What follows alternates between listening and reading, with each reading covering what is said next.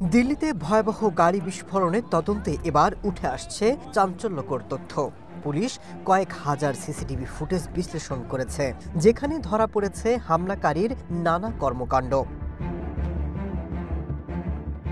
কয়েকটি ফুটেজে ধরা পড়ে হামলাকারী উমর মোহাম্মদ ঘটনাস্থলের পার্কিংয়ে টানা ৩ ঘন্টা ধরে বিস্ফোরক ভর্তি গাড়ির ভেতরেই বসেছিলেন। তদন্তে প্রশ্ন উঠছে, রহস্যময় সেই ৩ ঘন্টা তিনি কি কোনো নির্দেশনার অপেক্ষায় ছিলেন, নাকি শেষ মুহূর্তে দ্বিধায় ভুগছিলেন?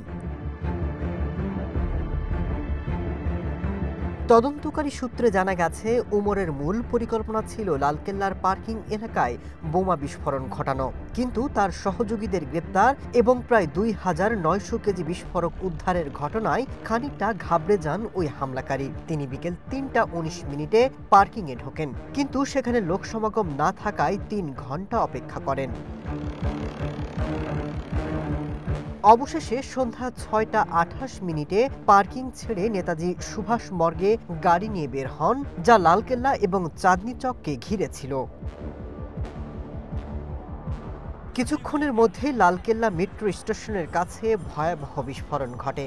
এতে ৯ জন নিহত হন এবং ২০ জনের বেশি আহত হন। আশেপাশের একাধিক এলাকা সহ আতঙ্ক ছড়িয়ে পড়ে রাজধানী জুড়ে। তদন্তের কেন্দ্রবিন্দুতে উমরের ওই ৩ ঘন্টা রহস্যময় অপেক্ষা। তদন্তকারীদের ধারণা, তিনি প্রথমে পার্কিংয়ে বিস্ফোরণ ঘটানোর পরিকল্পনা করেছিলেন, কিন্তু লালকেল্লা বন্ধ থাকায় হতাশ হয়ে শেষে আবারও সড়কে গাড়ি নিয়ে বের হন।